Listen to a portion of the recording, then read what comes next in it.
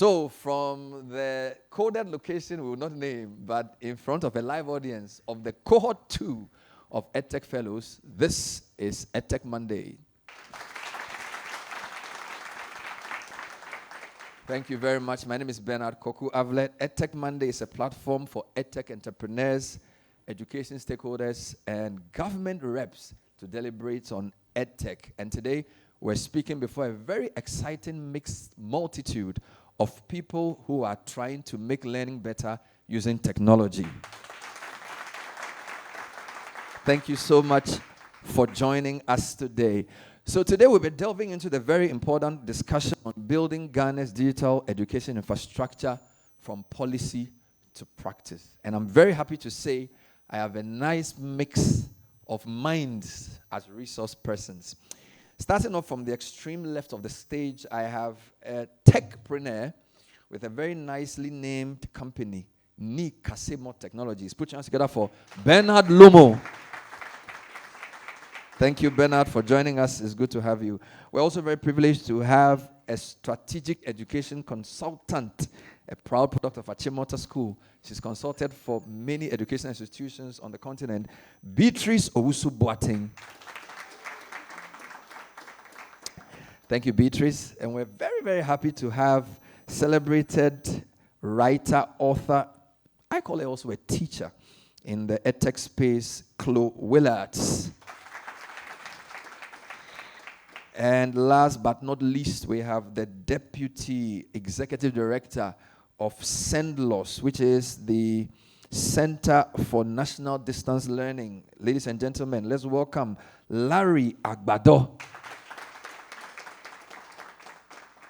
So usually we ask our listeners to send comments via SMS and also by WhatsApp, but because today is a special show in front of a live audience, we'll take our questions from our live audience. You can still send us your thoughts nonetheless. Just look for hashtag EdTech Monday on social media and we'll add them to the conversations being had. I'd like to start by getting to know my panel better, and so I'll go in the opposite direction. I'll start with Larry.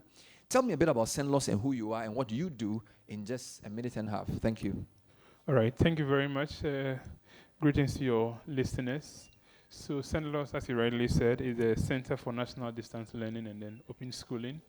It's an agency under the Ministry of Education that is responsible for promoting and then integrating information communication technology and digital innovation into our education ecosystem. So at CENDLOS, we do a lot when it comes to IT and digital innovation, and we are glad to be here today. Wow. And we look forward to supporting the EdTech Fellows with all that they are about to do for our education system. I thought you'd be happy to hear that. Because one of the questions we'll be asking is how organizations like CENDLOS can partner with smart people like these to deliver great solutions. Chloe, you are the author, trainer, and tech speaker. Tell us a bit more about what you talk and write about. Well, hello everyone. I'm Chloe from Belgium and happy to be here. As a speaker, I speak about the impact of digital technologies on our daily lives. So as you can imagine, the past 2 years, I talk a lot about the impact of AI. I'm an author of a number of management books and handbooks. My last 3 books are all about digital marketing, content marketing, video marketing. And the brilliant business model behind that is that I'm also a teacher at a couple of colleges, and I force my students to use my handbooks. So that's how you get filthy rich. Now, what I really think is super important is always the impact of technology and having the end user in mind. So having 20-somethings in my classroom to me is sometimes eye-opening. So that's what keeps me going. Wonderful. Thank you, Chloe. Good to have you. Beatrice, please tell us more about what you do as a consultant. Thank you so much, Bernard, for having me on your show. So my education is in technology, and I've been teaching for years. So I have the privilege of always combining education and integrating technology in everything I do, and also sharing with other teachers around me. And so as a consultant, I help teachers in both private and public schools to integrate teaching in their teaching and learning, to integrate technology into their teaching and learning. Amazing. And you seem to be having fun doing that. Absolutely. We'll hear more about that. Absolutely. Wonderful. And then last but not least, let's hear from my namesake, Mr. Bernard Adjei Lomo. Thank you very much, Bernard. I'm Bernard Lomo, CEO and CTO for Nikasemo Technologies. And what we do is that we build hardware, software, and then learning content for basic schools. For us, we began EdTech like a very long time ago, and then fast forward, we are to basic schools. We are helping them to integrate EdTech with content, software, and the hardware. So that's a little about me. Wonderful. Let's announce that for the panel. So I have many questions, but very limited time. So what I'm going to do is I'm going to do like 4 rounds of questions. And I call the first round the foundational round, where I'm just trying to establish basic things about EdTech in Ghana, policy, infrastructure, so we're on the same page, so we can do this journey together. So I'm going to ask Mr. Agbador to talk to me a bit about the state of play when it comes to Ghana's ICT education policy, right? Where are we? Do you have a policy? Is it functional? Are we happy with it? Should we change it? You know, lay that foundation for me, Mr. Agbador, which, by the way, in Avle could mean apata.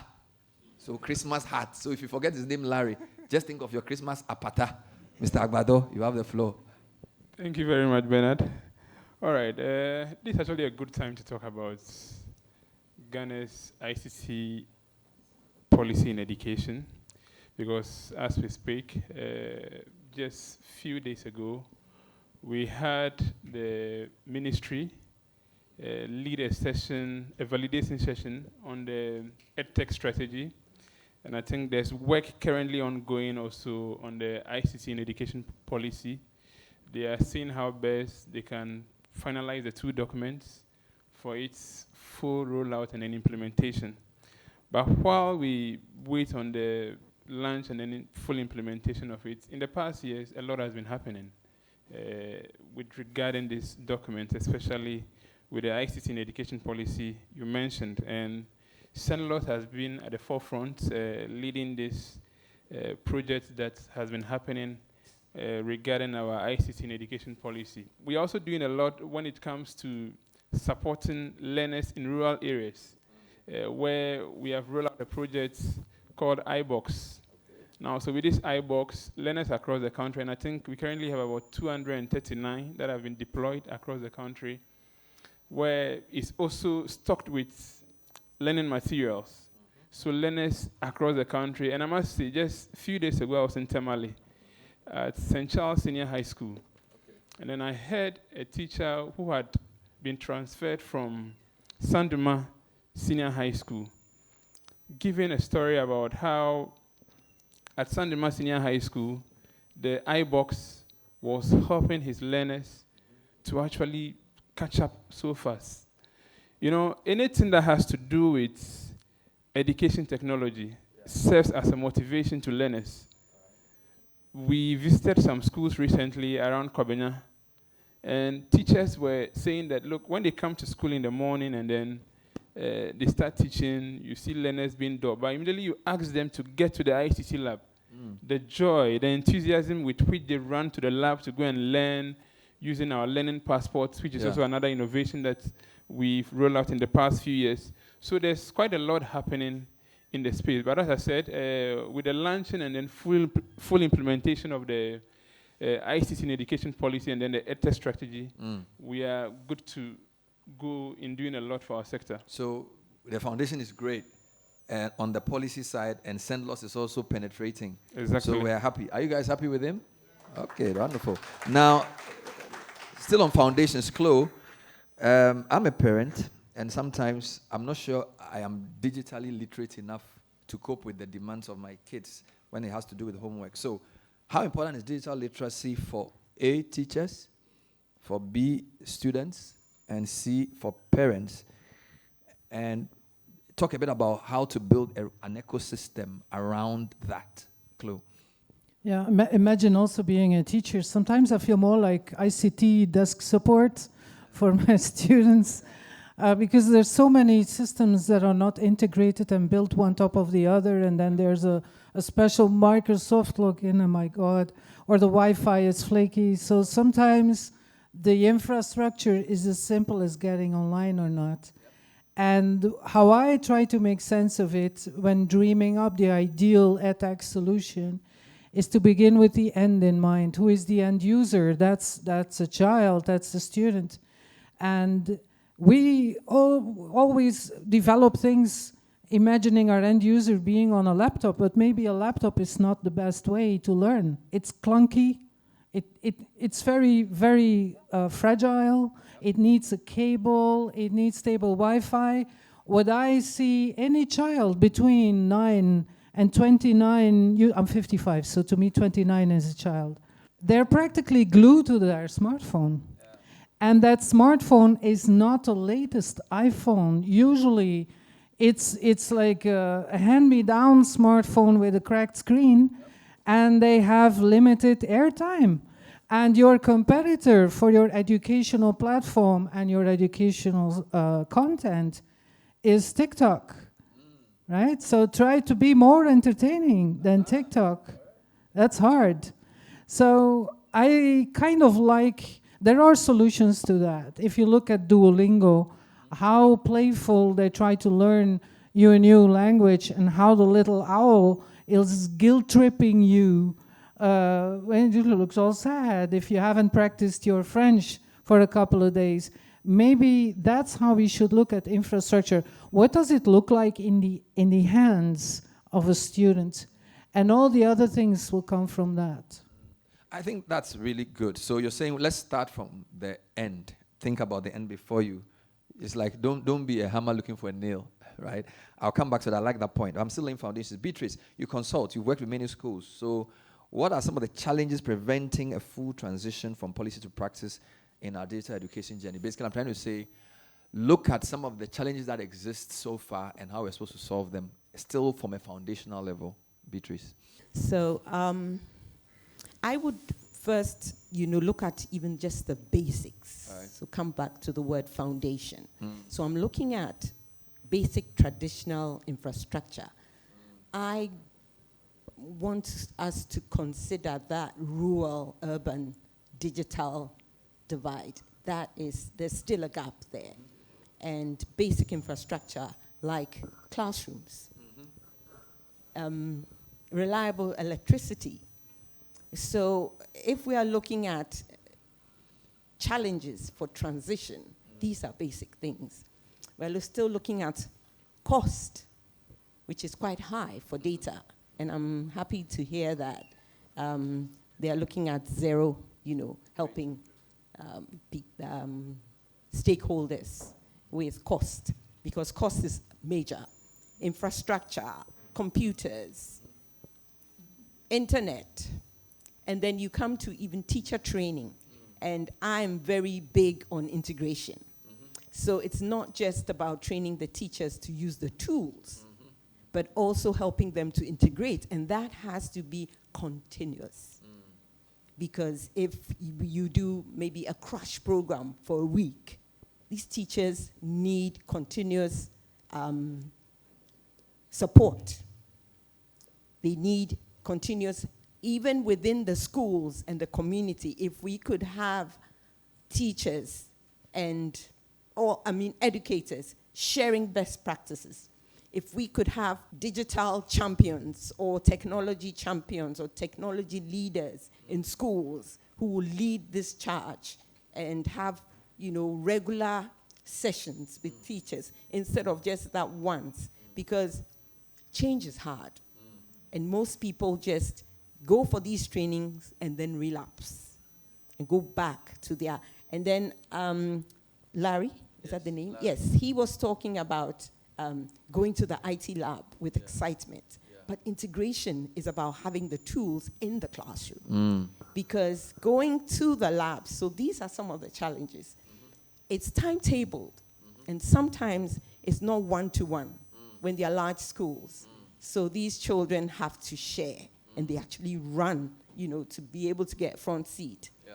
So stuff like that. And even in some places, the computers are not there. There's no structure even to put these computers. So for me, it's just the fundamentals, looking at those basics. So far, making progress. Now, you are a techpreneur, right? You create solutions for people. Do you have any role in what we've discussed so far? Yes, please. I think we have a major role because I would like to break this down into 4 points. I think the first point talks about tooling and then infrastructure. Then secondly, our second role is to create awareness. EdTech is fairly new, and then a lot of schools, teachers, and parents, and even learners don't know the benefits of EdTech and why they need it. So we have to create awareness on that too. For us, we do it through training programs and also conferences for school owners and the teachers. Then again, we also have to be part of policy making. Okay. Sitting here, I am representing the teachers, learners, and schools that use my software. Right. And so over here, I have to make sure that decisions made here basically favor them, so they continue to use it. Then finally, the last thing which is very important is basically building sustainable business models around the policies. So GS has MS, and then MS requires that schools submit some data to them every year.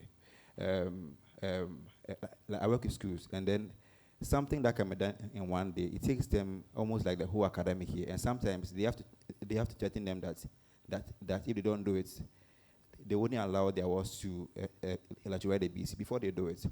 But if GS requires, let's say, EdTech firm to build systems that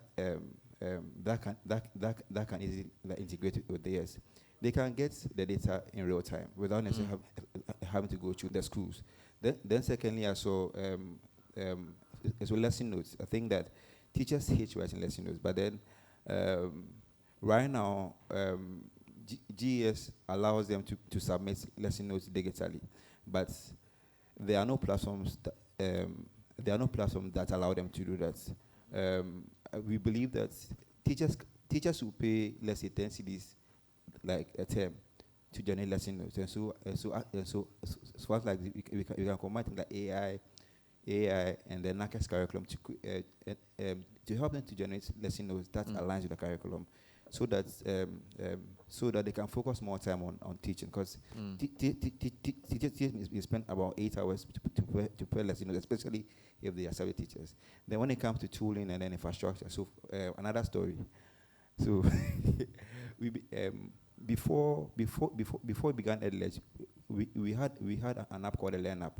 Basically, we wanted to gamify learning. So learners that use the app, we give them rewards, we give them, they get points. It was very fun. But the thing is that if you go to your school and then you want them to use the software, the app, they're like, I have challenges collecting school fees. I am not able to generate reports on time. Like bills are not ready. So this isn't like my solution. So we went back, developed EdLedge, and then over the past 14 months, we have about 40 to 45 schools on our platform, and with about 20,000 learners. That means that we have addressed the problem, and then they are really enjoying. Then the last thing comes to devices. I think that devices are very expensive. So what we are doing is that we are allowing. We have two programs. We have a one-child program, but it's in two phases. You either pay to own or pay to use. And so if you pay to use, you can use it in your classroom without any by paying a small fee, and then paying to own. You pay to own a device. Meantime, I think that not now, but then in time, because right now devices are very cheap. Right now, you can get a good tablet at 1,000 cedis. 4 years ago, even if you have 4,000 cedis, you may not be able to purchase one. So we think that in time, this will be solved. So So I endeavor all of us to look at from the 4 points: tools and infrastructure, creating awareness, policy formulation, also building business models that are sustainable with the policies as well. No, I think this is fantastic. I like it. Thank you. So this is EdTech Monday. Today we're coming to you, I won't say live, but we're in front of an audience of the second cohort of EdTech fellows ready to take on the world. They look very happy, but they're not applauding. And EdTech Mondays are on Citi FM on the last Mondays of each month, and it's brought to you by the MasterCard Foundation, with support from the Meltwater Entrepreneurial School of Technology. And we've just done one round of questions. If you just tuned in, I have 4 very interesting guests. I call them BBC, which is Bernard, Beatrice, Chloe, and Larry. And we're discussing how to build Ghana's digital infrastructure from policy to practice. So we're going into implementation stuff. We have great policies. The biggest gap is not the gap between heaven and earth. It's the gap between knowledge and action. That's what somebody said. Everybody knows, but few people do. So we have the policy. How do we implement? Now, Chloe, I'm coming back to you now.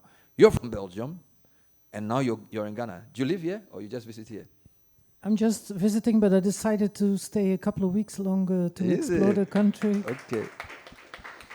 Give me an example of a model, a successful model, a framework that you think, based on the little knowledge you have about Ghana, that Ghana can use to guide the implementation of our EdTech policy in a way that will make it impactful. A fellow tech speaker who is originally from Hong Kong invented the C2C model, and I kind of liked it from his point of view. He was talking about copy to China. So it doesn't matter what technology is being invented anywhere. Eventually, it will be copied by the Chinese, then mass-produced, and then sold cheaper to us, right? I think we should copy that. Okay. Sometimes it's better to look at something that works elsewhere, or models that were created by UNICEF or by educational institutions anywhere else in the world. And then when you see it works there, why reinvent the wheel, right? So what I like to do, for example, if you're looking at educational content, which I produce a lot of, one of the handbooks that I'm going to use in my class next year is, I'm not going to mention the publisher, because they force me to go online to read the book in the digital version. What if I'm not online? They say, okay, but we have a specific app for that. No, I do not want to. Why? Because I made a joke about selling handbooks, right? I know full well that there are PDFs circulating between the students, and I'm completely fine with that. So why reinvent the wheel? Maybe a YouTube video is fine. Maybe a PDF is fine. If that makes it easier to distribute learning materials, why not use these already existing platforms? And I'm on the teacher side now, right? Why reinvent software to teach? Just keep it simple. So you're saying, make sure the content is quality, but make it accessible, available, and affordable. Don't try to create some, in Ghana, hundios system and say they should come and use. And yeah. So basically, depend on what they're already using. But we talk about a sustainable business model, because I'm sure they are thinking, how do I make money? All right. So in the examples you give, how do you solve the money question? Well, it's if you look at Khan Academy, that's actually a good example. A lot of their learning material is out while in the open, right? It's on YouTube. A lot of it is on YouTube. But when you look at the foundation behind it, they actually have several layers of services, and the school can become a Khan Academy. The certified, for example, they charge for teacher trainings, and they come up with an AI companion. Have you heard of it? It's called Kanmigo. They launched it about a year ago, I think. An AI companion for the child that helps the child by the AI gives like personalized exercises for that child so that it can catch up with class before the next class is there. And then the parents get a progress report. So what Khan Academy does, they charge the parents $4 to $5 a month per child. And as a parent, I would be willing to pay that to know whether my child is doing their homework or not. Yeah, I don't want to do the homework with the child. I don't have time for that. I hear you. So you're saying make the basics free, make it accessible, and then let value-added services take care of the money. Exactly. What you shouldn't forget, though, is that a lot of you give me two good examples, Duolingo and Khan Academy. The thing is, here, a lot of the people doing this creation are smaller companies, techpreneur types. So the business and the money and the tools behind these things you just mentioned may be bigger to allow for the type of model you describe. But here, I mean, so like Bernard here, I don't know how much, which bank has even given a loan, right? So he probably needs, he would need some guaranteed sale or money to let him move to the next level. So I'm just trying to say that I don't disagree with your idea of what works, but I'm asking a question of context because a lot of our creative people are not big, and scaling is critical for them, right? They need to prove the concept at a little stage, get a few people to agree to pay for it, and then as they get bigger, they open up. Am I correct? Exactly. So anybody on the panel can comment on this. So whilst we agree that the model should be availability, accessibility, affordability in a sustainable way, how does that really work in our context of most of our creatives being startup types? I think that's the question for this round. And I don't have the answer. If you guys don't, I'll probably come to these guys. So anybody wants to comment on that? So I think that content creation is very, very expensive. I think you can ask Metascuse, you can ask Uber. It costs so much to create content. Then again, there's also like not one place that when you go, you can get all content for, let's say, that meets the curriculum, especially for basic schools. I'm talking for KG1 to basic 9. I think for high school they have something, but for basic schools you don't like that. Then again, there is content. It doesn't meet our curriculum demands. So we arrange I think in strands, sub-strands, content standards, lessons, and then indicators, and then exemplars. So the learning content has to be structured in that way. Let's say Khan Academy will create mass, but then it wouldn't follow in how we deliver our content. So we need like such solutions. But we all can create the content, because if you want to create content for like mass, I think we have about 27 subjects from KG1 to basic 9. If you are creating that one, you need about $1 billion to do that. But what we are doing is that we are creating something called the Content API. The Content API will give all edtech companies access to content, things like explainer videos, quizzes, flashcards, lesson notes, and then I'll say it's free. If you overuse them, maybe you have to pay some, but it's basically free. Then again, it is also arranged like how we teach them to the substance. So in that way, they only have to spend a lot of money to let's create content. They have to just build a business. Once they have the demand for it, our content can power them, and then later on they'll pay us some money for usage. So that's how we are addressing that challenge. Thanks for sharing. Before I come to Larry, Beatrice, I just want to take your thoughts, because I know you also have worked around. What are your thoughts around how do we create, or what can we learn from global best practice to make it applicable to our context as I've just described? Okay, I'm thinking about leveraging on what works or what is working, because that could be the first point. And then yesterday we had a very interesting submission here where somebody was talking about alumni being willing to help, to support. And I think partnerships are very critical in this kind of thing. And communities, because we are a people who are very communal. Yep.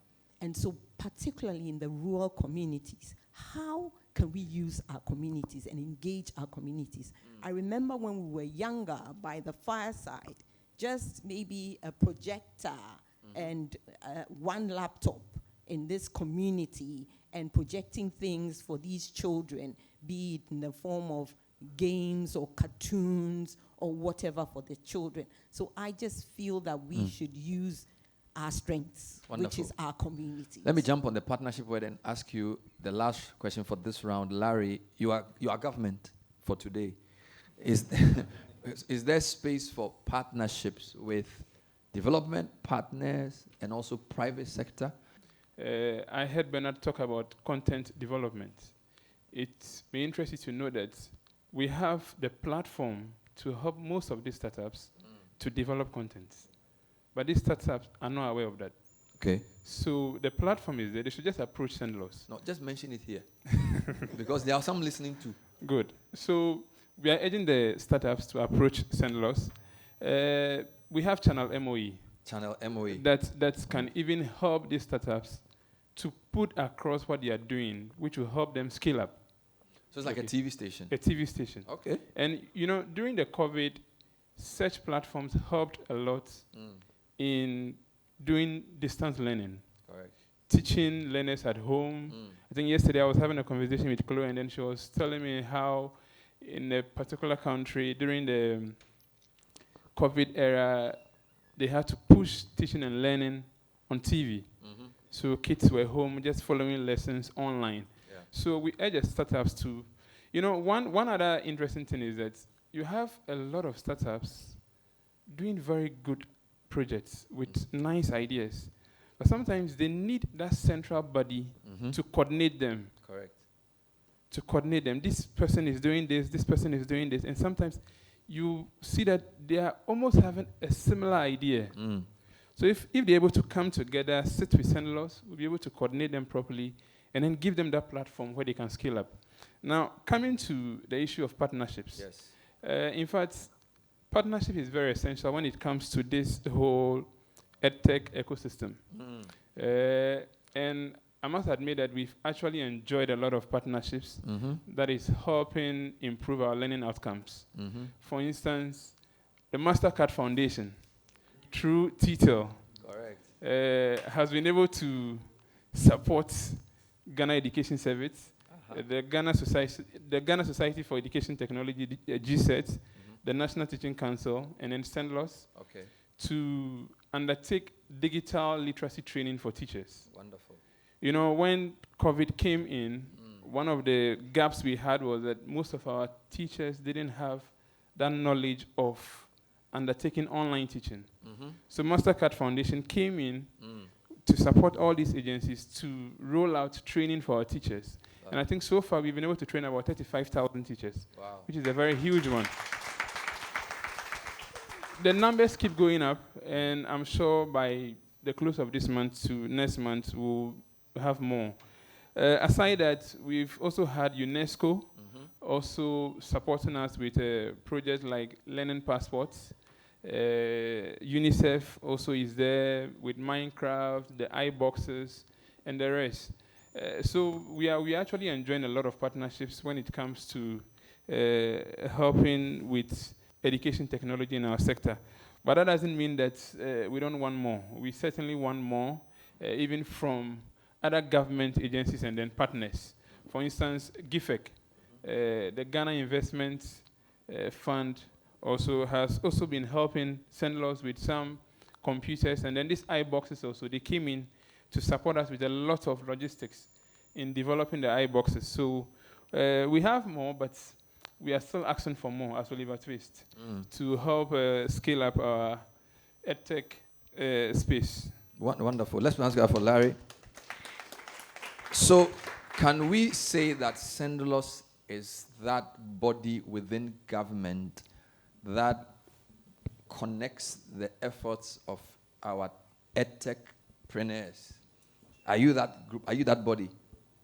The mandated body. You are the mandated body. Yeah. So do you guys agree? You know that this is the guy? All right, but how many of you are going to at least try the MOE TV to see what's there?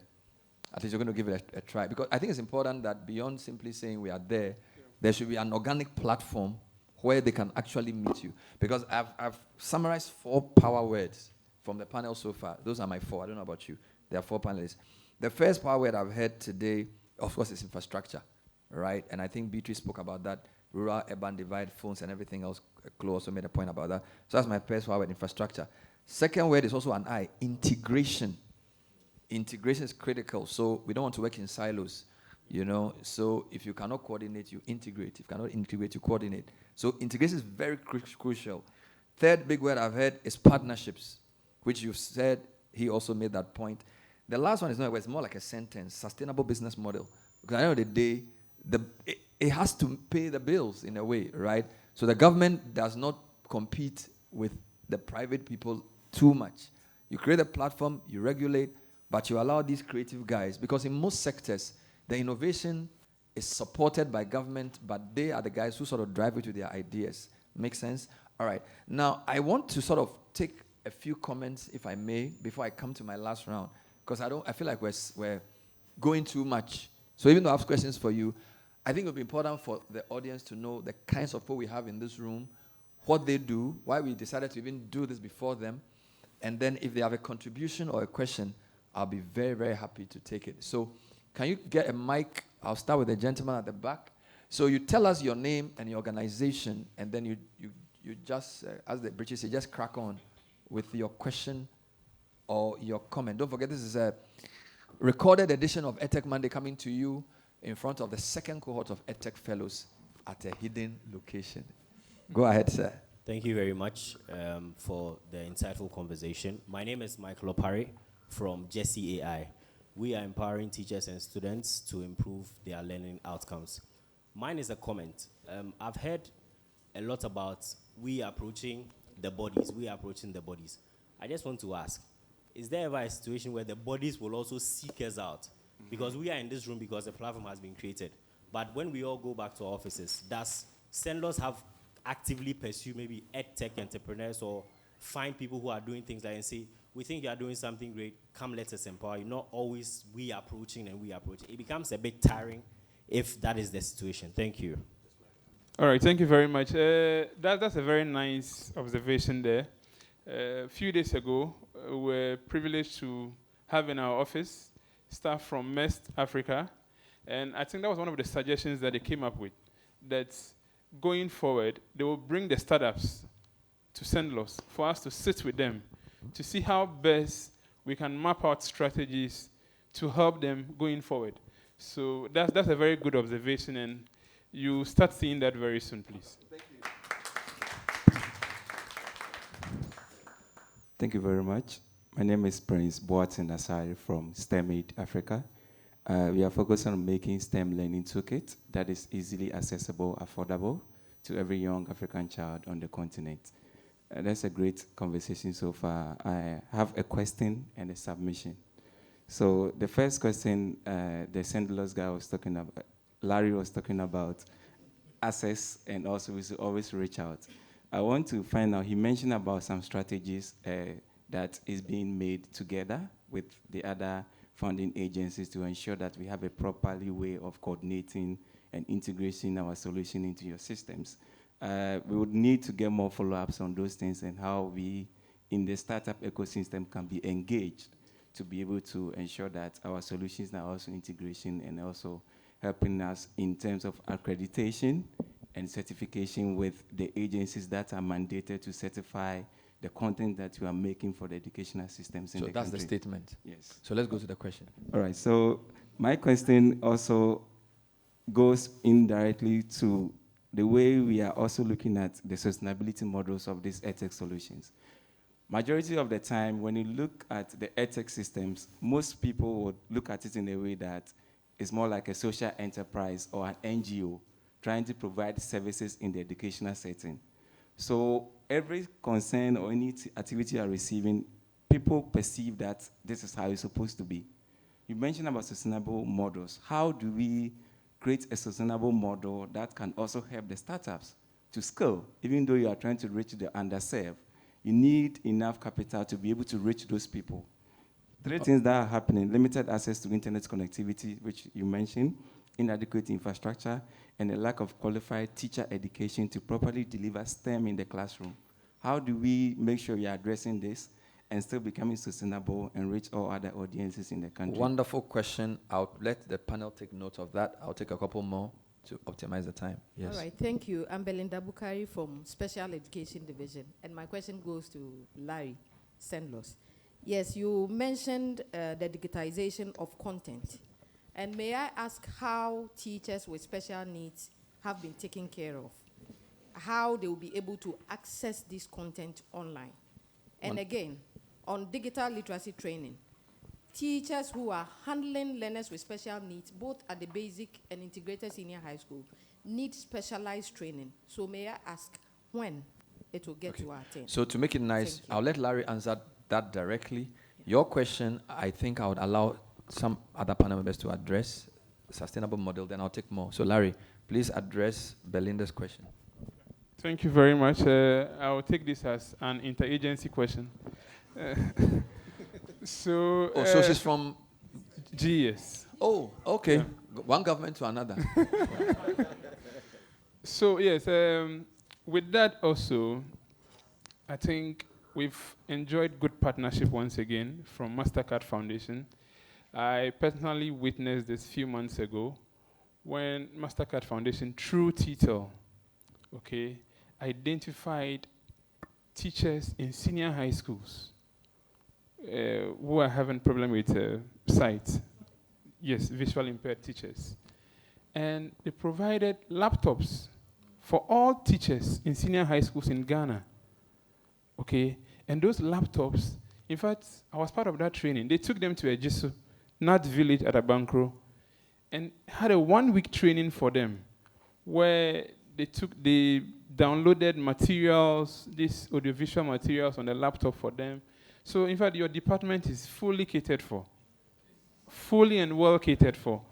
Probably there's more to be done for them, but I think in the meantime, there's something being done. Thank you. There was a question from Prince about people perceiving them as NGOs, even though they are social enterprises who solve a social problem but make money. It's like there are too many gaps that make it impossible for them to do it in a sustainable way. So he wants help. I don't know whether Beatrice, Chloe, or Bernard would attempt. Bernard, you are making money, so you can help. Even the shoe you are wearing clearly tells me that you are not broke. So help your friend, Prince, with some views, ideas. Thank you very much. Prince is my brother, so we need government to mandate certain things. So, for example, let's say Prince does, let's say, STEM and robotics. So, government has to say that we need all schools to have a compulsory, let's say robotics lesson on their curriculum, and so this gives Prince business access to all schools that have that. And over the past few years, they have built a very, very good business. They have a very, very nice robotics kit. So schools will now approach Prince because he now has a solution. So your point is that government policy is the starting point. Yes. For that. Yes. That's your point. No problem. Anybody else want to add something on the panel on that point? Or I take the next round of questions. All right, wonderful. Let me move to the next round of questions. Yes. So this is mention your name. My name is Precious, and I'm with Maximianza Foundation. So initially, Bernard spoke about the fact that content is very expensive, and most of us here, we deal with content. And then you assured us that MOU TV is there. My question is, how easily accessible is it to we, the EdTech organizations? And is it free? So that's a good question. We'll take another one. So Precious, still on that line. Okay, yes, sir. Just a follow-up. Yes, so my name is Thomas Iganekuban. I'm from TechAid. We work on Asanka. Now, just a follow-up to what Precious said. You have access to a lot of content, not just for the MOU TV. The Ghana Learning videos sit in your domain. I have a platform that can easily make these videos accessible to students in the hinterlands. Offline. Offline. What is the procedure to get access to those content for free and share with those in the hinterlands to enjoy this rich content? This is like NSMQ question. the precision of the question, you can't escape. The Lord be with you. I think we should just answer those two so we don't lose our train of thought. But I don't want this to be a press conference for him, but it's also good that you are interacting, so let's go. Yeah, so Tech Aid, or Sanka, right? I think they've actually been doing a lot with CENDLOS. Just to combine the two questions, our doors are always open. You can visit CENDLOS office at any time, and we are ready to help.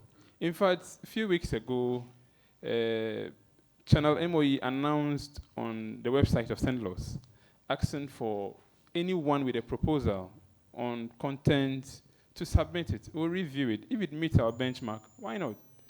We have recording studios that can give you the platform to develop a lot of content. And we are a government agency. We are there for the people, for you. So please come. But he was asking for the procedure. You're saying they should come. Yeah. You see, the thing about saying people should come is that it creates this dark thing of who do I meet there. If you said, this is the procedure, www.cendlos.com, submission of proposal, 3 steps, so pay 2 Ghana cedis. Then you get me? So that everybody knows that. But if you say come, I can say the day we are not there. All right? And that's number 2. Yeah. Some of what you're doing is a bit like what Chloe said. It's almost like we are CENDLOS, we have MOE TV. Most people may not be watching MOE TV. Most people may not be on the... So are you taking advantage of where people are? All right? Because most of these guys may be watching a different station, or they may be on a different social media portal. So I feel like you need to also find a way of reaching. I think the first question I asked Michael, right? It seems to me you're saying, you just look for us. But you also need to go onto platforms where they already are. All right? Yeah. Because MOE TV may not be that popular, even though it has great content. That's true. Because it's not everybody who wants to wake up and watch MOE TV. You know, they want to watch Brain Dead telenovela just to stress. I mean, why would I go home after work and put on MOE TV? I mean, why? Not because it's a bad thing. My point is, you may also need to be more flexible. So I don't know if you can just comment. So we have an active website, www.cendlos.gov.gh. So when you go there, you have information on how you can get access to most of our platforms and how you can get access to the opportunities you are looking out for. Another way is what we are doing now, having the opportunity to meet the startups here. And as I said earlier also, with the assistance of MEST, very soon we'll have a direct engagement with most of these startups. Right. And even invite some who are not even here to see how best we can engage them and then provide them with the needed support that they need. All right. Let me take the last round of questions, and then we'll try and wrap this up. This is still EdTech Monday, coming to you from a coded location. Yes, Director, I'll come to you, sir. Dr. Isaac Munawaro, Acting Deputy Director General in charge of Quality and Access. Okay. The current Minister of Education is encouraging the agencies to collaborate. And so when you begin to do the discussions, you can see if you operate in a silos, you can't do anything, even as agencies.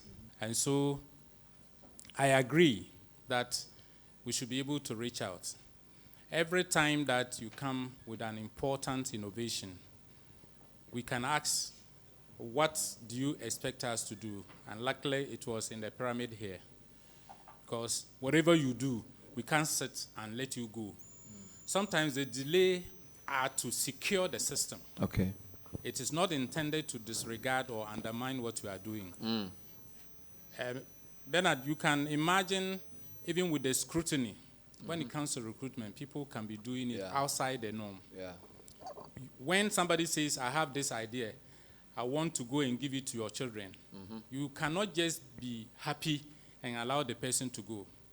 By the time you say Jack, there will be a lot of poisoning. And so sometimes the streamlining doesn't mean that for quality control. Yes, it's quality control. Correct. And so when we want to bring you together, it is very likely that we also need support. Mm-hmm. So when you hear TTEL, when you hear MasterCard Foundation, when you hear other supporting agencies that stay by the ministry, mm-hmm. it is because calling you involves so much. So there's collaboration there. So I want to plead with our startups. Yeah. That sometimes when you think that CENDLOS can call you, it comes with some cost, and that will need support. But through collaboration, we can always come in. Thank you, Dr. Thank you Adjei-Aku. Thank you very much. So, coming to a quick close. So what I'm going to do, I'm going to give each panel member the chance to comment as we close. Now, Bernard, I start with you because you're answering a direct question. And then I'll come to Beatrice. Then I'll come to Chloe. And I'll end with the roof, Mr. Agbador. So, Bernard, you answer his question and you give your closing comments in a minute and a half. Okay, so for us, we have been creating content for the past 3 years, so we have a lot of content as well. And then on the question whether it's free, so we have a free model, but if you have a lot of numbers, it also means that you're also making money. So you also have to share your money with us. It's simple.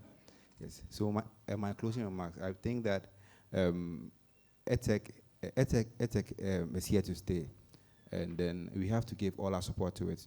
Education is what shapes societies, and then I love the fact that the MasterCard Foundation EdTech Fellowship is here to help EdTech startups to basically accelerate what we do, and also give us access to people like CENDLOS, NASIA, GES, MOE, so that we can spread solutions across. Thank you, Bernard. Let's take a comment from Beatrice. Thank you so much.